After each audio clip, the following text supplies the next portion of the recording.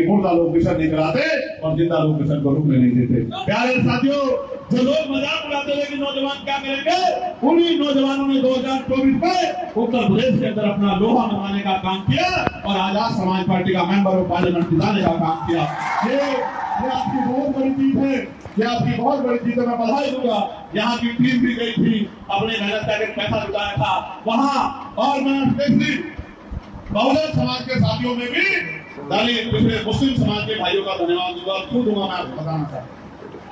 मुस्लिम भाइयों पे ईद का त्योहार आता है जिसके लिए वो 1 महीना रोजे रखते हैं, लेकिन आप गजब की कांग्रेस यहाँ बैठे हुए, आप गजब की बात देखिए, पूरे 6 महीने जिन वर्करों ने वहां काम किया, ईद के त्योहार पे वो घर नहीं लौटे, ईद भी उन्होंने वही मनाई और तमाम तरह के और आयोजन भी उन्होंने वही किए और रोजे भी उन्होंने वही रखे।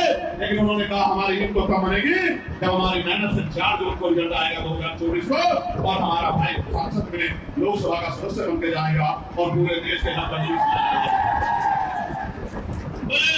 उनके समर्पण की दाद देता हूँ कि उन्होंने ईद में अपने बच्चे नहीं देखे, अपना घर नहीं देखा।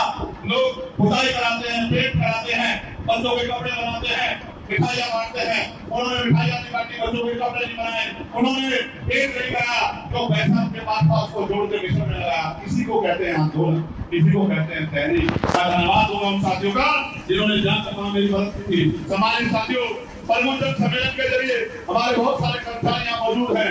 इस देश में जो बुनियादी मुद्दे हैं उत्तर प्रदेश के अंदर, जिन मुद्दों पर चर्चा होनी चाहिए उन पर हम लोग आवाज उठा रहे हैं। मैं आपसे सहमति देने आया हूँ, आप मुझे बताना कि ये मुद्दे सही है नहीं है और इसमें आपका समर्थन है नहीं है। आप ये बताओ, जातिगत जनगणना की मांग पार्लियामेंट में हम लोगों ने उठाई थी और जिस दिन हमने उठाई थी हमने संकल्प किया था कि साहब ने कहा था जिसकी जितनी संख्या वाली उसकी उतनी हिस्सेदारी, हमने उस दिन सुनिश्चित किया था कि जातिगत गणना होकर रहेगी और इस जातिगत गणना को कोई रोक नहीं सकता है, कोई जितना ताकतवर हो जन भावना के खिलाफ नहीं जा सकता है।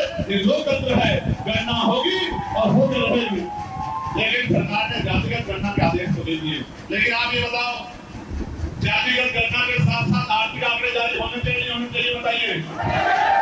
किसके घर में मारुति कार है और किसके घर में ट्रैक्टर है, किसके घर में 4 पहिया गाड़ी है और किसके घर में 2 पहिया गाड़ी है, किसके पास पक्का मकान है, किसके पास जमीन है, किसके पास दुकान है, किसके पास 2 धंधे हैं, किसके पास सरकारी नौकरी है, किसके पास प्राइवेट नौकरी है, किसके पास क्या है, किसके अकाउंट में क्या है, किसके जेब खाली है। जब तक इसका पता नहीं करेगा तब तक आप बताओ सामाजिक न्याय कैसे हो जाएगा। तो बताओ